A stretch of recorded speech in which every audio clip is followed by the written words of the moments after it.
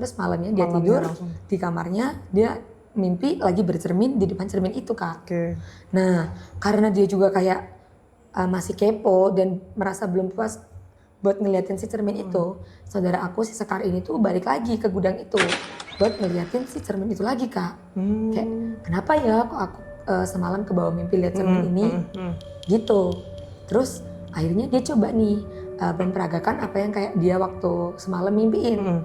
Jadi dia bercermin aja, dia liatin si cerminnya gitu Kak. Di situ memang ada bayangan dirinya, kayak gitu.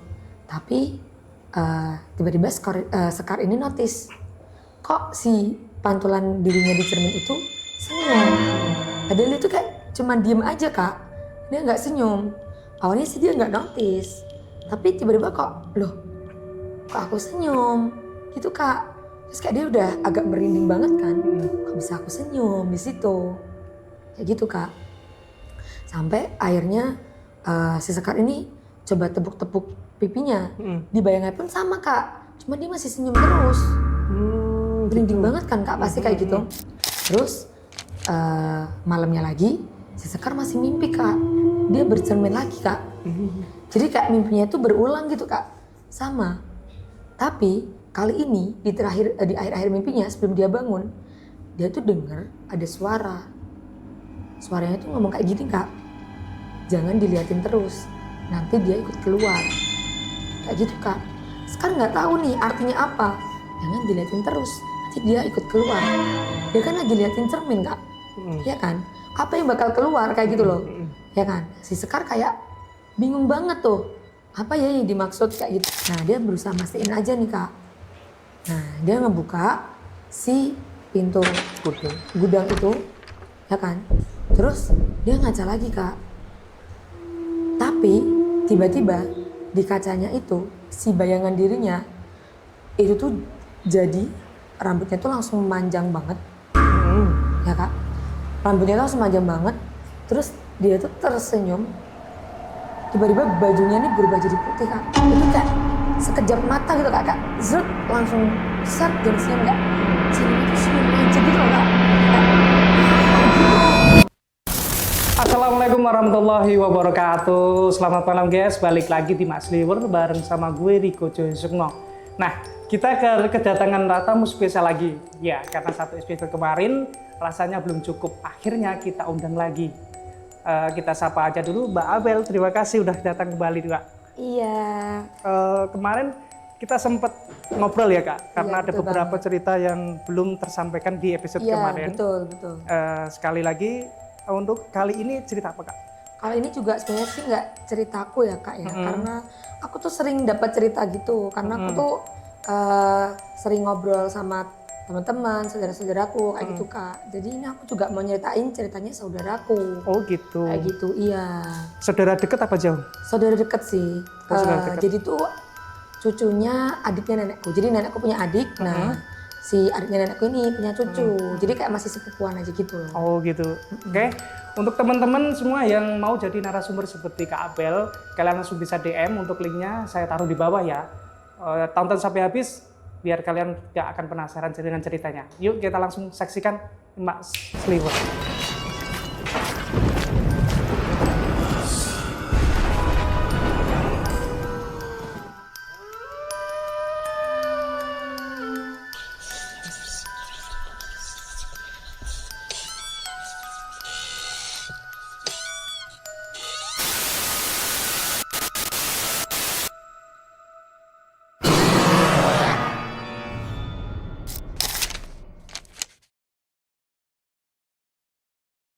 Oke Kak, jadi kisah kali ini tuh ceritanya tuh tentang saudaraku. Aku tuh punya saudara. Aku juga udah dipesenin lagi ya kayak kemarin ya sama disuruh nyamarin namanya. Jadi dia nggak mau kalau namanya tuh disebutin. Jadi kita sebut aja namanya Sekar. Iya. Ya, nah saudaraku si Sekar ini tuh dari kecil dia tuh emang sering diasuh sama nenek sama kakeknya. Gitu.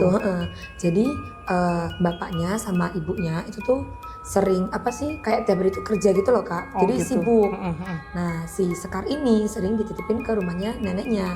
Dan rumahnya neneknya itu juga beda kota sama rumahnya sendiri. Gitu. Nah gitu. Sampai sekarang itu? Iya sampai sekarang. Nah waktu itu, waktu masih kecil, dia waktu suka nginep ke rumahnya neneknya sama kakeknya itu masih lengkap nih, kakek sama neneknya itu masih lengkap. Kayak gitu, sampai si Sekar ini dewasa. Nah pas si Sekar dewasa ini, dia ini kebetulan keterima nih kerja di dekat rumahnya si neneknya itu. Which is di kota yang beda sama rumahnya dia sama ibunya sama bapaknya kan. Nah dia ini udah keterima di dekat rumahnya neneknya. Terus juga kebetulan kakaknya itu udah meninggal. Jadi si neneknya ini tinggal sendirian kayak gitu. Nah si ibunya si Sekar ini akhirnya bilang nih ke Sekar, kalau daripada dia ngekos atau cari tempat tinggal sendiri, mending dia di rumahnya neneknya aja. Toh dia juga dari kecil kan udah kebiasa di sana, udah kenal sama tetangga-tetangganya juga, udah pada akrab kayak gitu Kak. Jadi si ibunya ini menyarankan buat si Sekar ini untuk tinggal sama neneknya aja kayak gitu. Plus juga ada keuntungannya bisa ini Kak, bantuin jagain si neneknya, karena neneknya kan sendirian, udah nggak ada si kakeknya yang bisa diajak teman hidup gitu. Akhirnya Sekar pun setuju karena udah lama jarang banget nginep di rumah neneknya, jadi kayak dia masih agak culture shock gitu di situ, kayak dia tuh kayak masih adaptasi ulang lah. Seminggu, 2 minggu dia masih aman-aman aja nih. Nah sampai di hampir 1 bulan dia ini tuh baru ngeh, ternyata di rumahnya neneknya ini ada kayak kamar kosong yang dia tuh taunya dari kecil tuh itu gudang. Gitu. Iya, tapi dari kecil sampai dia gede sekarang itu nggak pernah tahu isi dalamnya, dan nggak pernah ada orang di rumahnya nenek itu yang membahas tentang si gudang itu. Kayak ya udah bilangnya si gudang aja kayak gitu Kak. Itu letaknya di dalam atau Iya, di dalam rumahnya. Jadi sebelumnya aku juga mau jelasin juga nih, rumahnya neneknya si Sekar ini dari awal kakeknya renovasi rumah itu sampai Sekar gede sekarang tuh belum ada renovasi lagi, gitu. Dan kakeknya Sekar ini kan memang udah sepuh ya. Jadi rumahnya ini ya Kak, kalau kita bisa bayangin, dia tuh rumahnya tuh peninggalan kolonial gitu loh Kak. Oh gitu Gitu Kak. ya, jadi kayak masih bentuk bangunan rumah yang kuno kayak gitu loh Kak, bukan rumah yang modern kayak gitu. Cuman karena ada si neneknya yang memang nempatin rumah itu, jadi rumah itu kayak terawat, asri kayak gitu loh Kak. Karena neneknya ini suka bercocok tanam juga, jadi kayak dia tuh banyak punya bunga-bunga di pekarangan rumah, tapi bangunannya tuh kayak yang masih bangunan kuno gitu loh Kak. Yang masih alami ya Kak. Iya, terus juga kayak plat-plat rumahnya itu loh Kak, kayak kamarnya dan sebagainya itu juga kayak masih kolonial banget lah intinya gitu. Nah terus karena si Sekar sekarang udah tahu nih ini ada gudang, awalnya si Sekar ya bodo amat aja kayak ya udah. Tapi lama-kelamaan nih Sekar kepo juga nih, ya kan. Berhubung juga sekarang neneknya ini udah nggak terlalu sehat ya Kak, karena kan memang udah sepuh ya. Jadi memang yang bantuin buat beres-beres rumah di situ ya memang si Sekar kayak gitu.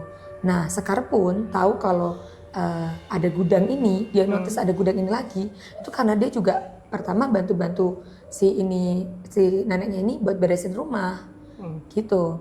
Nah Sekar ini sempat nih tanya ke neneknya, nah itu tuh gudang tuh sebenarnya isinya apa kayak gitu. Nah si neneknya ini jawab, itu tuh sebenarnya isinya tuh kayak apa sih, barang-barangnya kakeknya gitu loh Kak. Si neneknya juga nggak mau ngebuang itu karena itu kan juga peninggalannya si kakeknya kayak gitu. Katanya si neneknya gitu, tapi nggak usah dirawain aja, itu udah lama di situ, nggak usah diberesin juga karena ya memang tempatnya di situ Kak, kayak gitu. Nah sudah hampir 2 bulan juga Sekar tinggal di rumahnya itu, dia tuh makin kepo Kak sama si tempat itu, sama si gudang itu. Masih penasaran? Iya, penasaran banget dia sama si gudang itu. Nah suatu hari pas dia lagi beres-beres rumah, dia ini coba buka si gudang itu Kak. Gitu.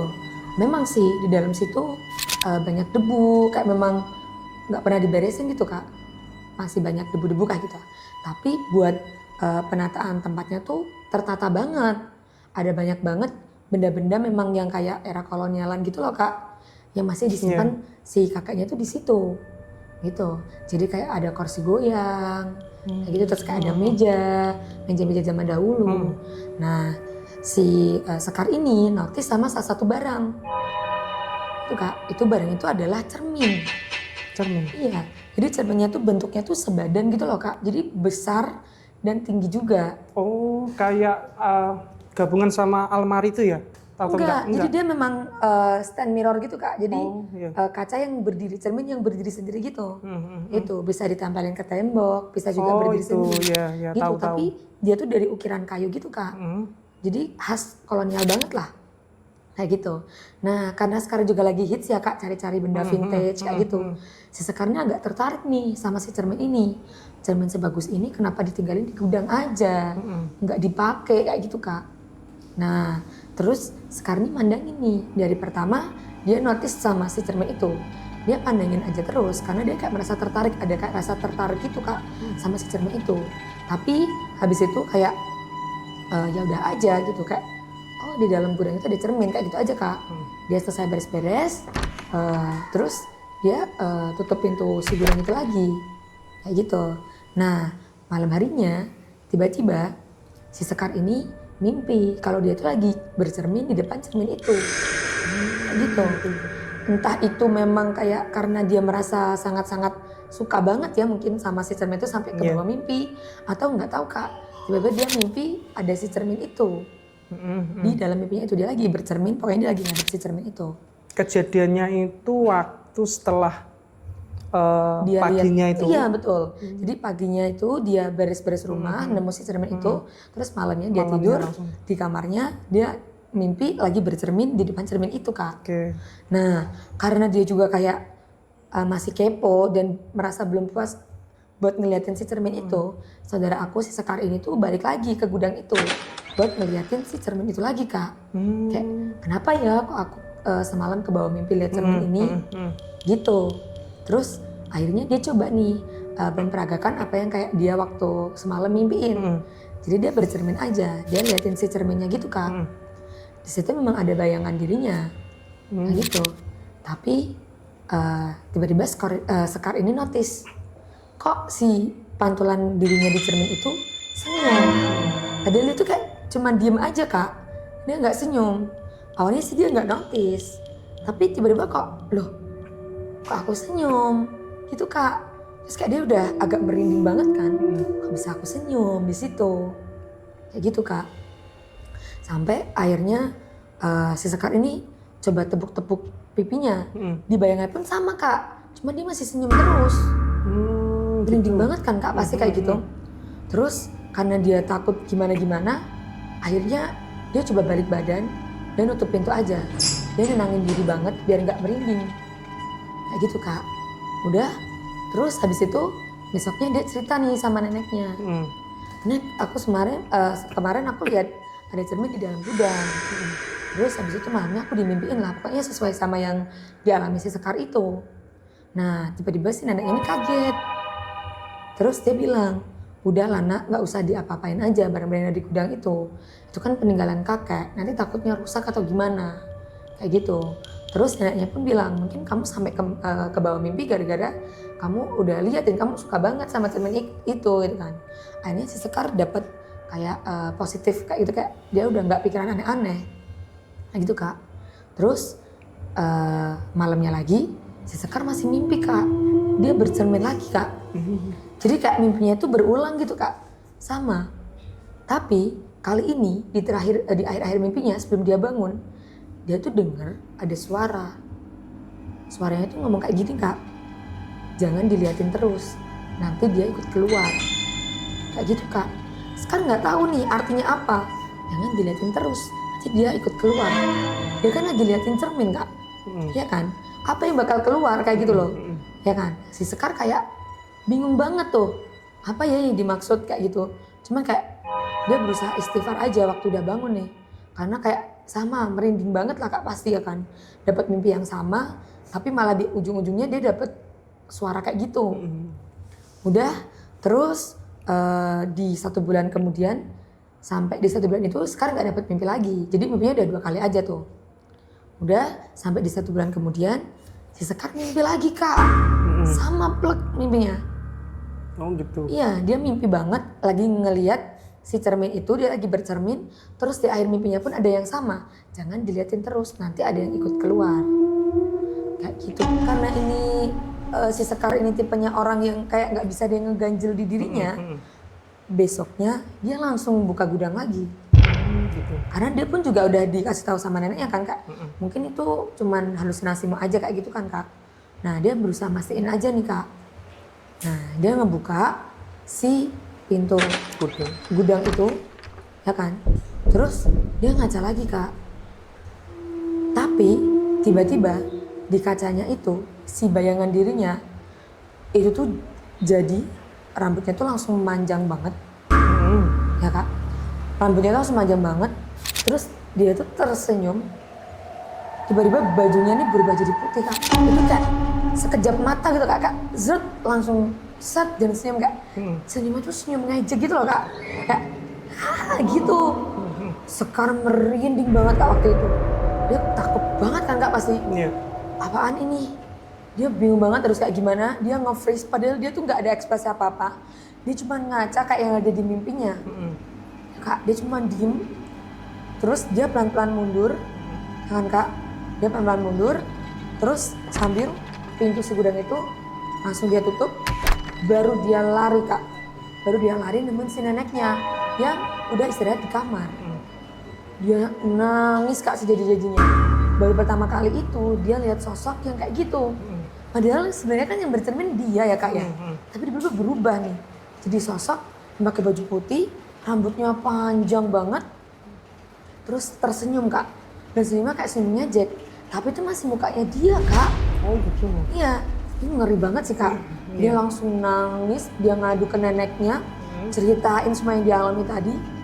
Terus akhirnya si nenek ini berusaha buat tenangin dia. Neneknya ambil minum, dia dikasih minum dulu. Dia disuruh minum sama neneknya. Kamu minum dulu, katanya gitu kak. Terus akhirnya si Sekar ini saudara aku nih minum dulu deh dia. Udah lumayan tenang, dia disuruh duduk sama neneknya. Sini, duduk sini samping aku. Kayak gitu kak. Terus si neneknya ini ngomong, neneknya udah tua. Jadi mungkin ini saatnya buat kamu tahu tentang apa yang kamu alami. Kata neneknya kayak gitu kak. Sekar ini yang tadinya merinding, udah tenang, balik deg-degan lagi nih kak. Apa nih sebenarnya mau diomongin sama neneknya? Kayak gitu kak. Terus si neneknya ini ngomong sama si Sekar. Jadi sebenarnya cermin yang ada di gudang itu udah ada sebelum kita pindah ke sini. Kata si neneknya gitu. Pertama dulu yang mengalami gangguan kayak gitu bukan cuma kakak ternyata. Jadi si neneknya juga udah pernah. Dia lihat sosok yang sama, kejadiannya pun sama. Dia juga sama dimimpiin. Dia lagi bercermin, pokoknya sama plek lah kak, sama kejadiannya si Sekar. Tapi itu udah berpuluh-puluh tahun yang lalu. Sampai si neneknya ini cari-cari info tentang si cermin ini. Kenapa kok bisa dia kayak gitu? Nah, dia diceritain sama orang yang ngejual rumah itu ke dia kak. Jadi kayak makelar gitu loh kak. Gitu. Si makelar rumahnya itu cerita akhirnya ke dia. Sebenarnya rumahnya tuh nggak horor. Tapi dulu itu rumah itu tuh punyanya ini kak, punyanya penjajahan Belanda gitu kak. Jadi yang nempatin di situ kayak penjajah Belanda, orang Belanda gitu kak. Nah dia tuh kaya banget si penjajah Belandanya ini, si orang Belandanya ini tuh kaya banget. Dia juga udah punya istri, terus punya si ini kak pembantunya gitu loh kak. ART-nya juga banyak banget, tukang kebun dan lain sebagainya. Nah dulu ceritanya itu ternyata ada salah satu ART-nya. Kita sebut aja namanya Sari. Nah si Sari ini dia itu cantik banget kak. Tapi karena memang ya dulu orang tuanya nggak punya, bukan orang yang punya itulah kak intinya. Akhirnya Sari disuruh kerja nih sama seorang Belanda ini. Padahal Sari ini tergolong masih remaja kak. Jadi kayak masih muda banget di situ. Nah udah setahun 2 tahun Sari kerja di situ. Tiba-tiba si majikannya ini tuh kayak tertarik gitu kak sama si Sari. Yang orang Belanda itu? Iya, orang Belanda itu kayak tertarik. Jadi kayak dia itu udah sempat pengen make si Sari, make dalam artian lain ya kak ya. Iya betul. Kayak gitu. Tapi kayak si Sari ini tuh nggak mau. Dia tuh berani berontak padahal sama majikannya. Dan zaman dulu tuh kayak berontak ke majikan tuh kayak bener-bener menakutkan banget kak. Gitu. Tapi dia tuh masih dimaafkan. Kayak gitu kak. Sari ini saking takutnya kalau dia sampai dipakai sama si majikannya ini. Jadinya si Sari nggak punya pilihan juga kan Kak.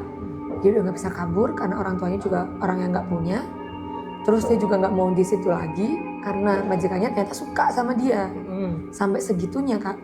Terus akhirnya si Sari memutuskan untuk gantung diri di rumah itu. Oh gitu ya kayak gitu. Kak. Betul banget. Dan Sari ini ternyata gantung diri di depan cermin itu. Kayak gitu. Jadi kayak rohnya Sari tuh terserap Masuk ke dalam ya? kayak gitu. Dan kayak cermin itu tuh serasa benda mati yang benar-benar menyaksikan waktu Sari meregang nyawa Kak. Kayak gitu. Jadi ya itu tadi cerminnya kerasa kayak jadi cerminannya waktu Sari meninggal itu. Kayak gitu. Nah Sekar waktu diceritain neneknya kayak gitu, dia pasti kembali merinding banget dong Kak. Ternyata dia nggak lihat sosok dirinya tuh. Di cermin itu ada sosok lain ternyata. Si Sari itu tadi, yang ART orang Belanda dulu, yang tinggal juga di rumah itu.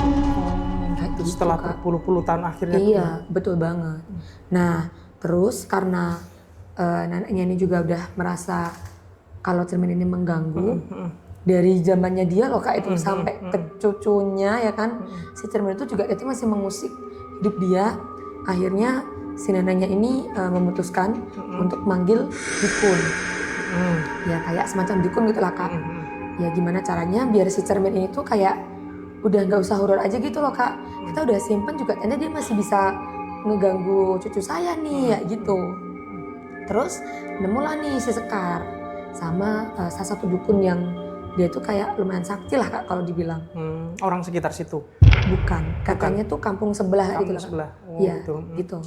Dia direkomendasiin lah sama orang-orang tua di situ lah. Udah dipanggil si dukun itu, terus waktu si dukun itu masuk rumah itu, dia ini kayak udah kayak ekspresinya tuh kayak udah tahu gitu loh Kak. Udah tahu nih sama si sosok Sari ini, gitu. Terus si Sekar ini ngajak si dukun itu buat masuk ke gudang itu Kak, untuk ngeliatin si cermin. Dan menyampaikan maksudnya kalau kita tuh pengen ngilangin si cermin ini gimana ya, kayak gitu. Takutnya kalau kita buang aja, nanti si cermin itu malah jadi cari korban lain itu Kak. Kayak dia bakal nongolin dirinya juga ke orang lain yang nemu si cermin itu lagi atau gimana kayak gitu Kak. Jadi kayak kepengen bener-bener ngelepasin si Rosari dari cermin itu. Terus si dukun ini minta waktu buat sendiri sama si cermin itu. Tapi sebelum dia ini memulai ritual yang gitu, dia bilang sama si Sekar sama si neneknya. Kalau cermin iki ngomongnya pakai bahasa Jawa Kak. Cermin iki wis suwi ning kene. Saatnya dia balik ning lemah katanya gitu. Gitu. Saatnya dari tanah dia, ya, balik yang tanah. Betul, saatnya dia kembali ke tanah. Nah terus akhirnya si dukun itu bikin ritual dan cermin itu kemudian dikuburkan, jadi dikembalikan ke tanah. Dikubur di gudang tersebut ya? Di ini Kak, di depan rumahnya si Sari. Di depan rumah? Iya, di pekarangan kayak gitu. Gitu Kak, cuman bener-bener kayak makamin orang gitu loh Kak bikinnya. Karena kan cerminnya juga gede gitu. Berarti ada ritual-ritual khusus ya? Iya, yang dilakuin sama si dukun itu. Kayak gitu Kak. Setelah kejadian yang dialami oleh Sari itu ya Kak, apakah ada pesan yang tersampaikan atau gimana dari waktu mimpi, waktu apa itu? Kalau si Sekar sendiri sih dia nggak dapetin pesan itu. Tapi kalau si neneknya katanya dia juga dulu merasakan nih kayak sakitnya jadi Sari, ya kan. Terus kayak gimana dia tuh udah nggak punya pilihan, maju kena mundur kena ya gitu kan Kak. Gitu waktu diceritain sama si makelarnya rumah itu. Gitu. Makanya akhirnya si neneknya ini memutuskan udah ngebiarin si cermin itu aja di gudang. Malah beberapa puluh tahun kemudian terjadi lagi sama si Sekar. Jadinya neneknya udah nggak punya pilihan lagi nih. Kalau cermin itu kayaknya udah harus dihilangkan aja dari rumah itu. Gitu ya. Untuk cerita si dukun tadi ya Kak, itu si Sari ini tuh warga sekitar situ atau pendatang Kak? Menurut cerita-cerita dari warga sekitar? Kalau itu sih sesekar kurang tahu ya Kak. Nggak pernah dijelasin? Iya, kurang nggak ada penjelasannya secara itu. Cuman si maklar di rumah itu aja cuma bilang kayak gitu. Kalau cermin itu masih ditaruh di situ dan nggak berani dibawa si orang Belanda itu, karena itu tadi Kak, di situ ada si Sari itu yang meninggal waktu dia gantung. Terima kasih ya Kak Apel udah mau cerita lagi, berbagi sama kita. Iya Kak. Dan untuk kalian semua terima kasih udah menyaksikan, dan begitulah sebuah cermin yang seharusnya hanya mematurkan bayangan justru menjadi pintu bagi sesuatu yang tak seharusnya hadir di dunia kita. Ingat, jangan terlalu lama menatap cermin dalam gelap, apalagi sambil memanggil namamu sendiri. Sebab siapa itu bayangan yang menetap balik itu bukan lagi dirimu. Mak Sliwer pamit. Assalamualaikum warahmatullahi wabarakatuh.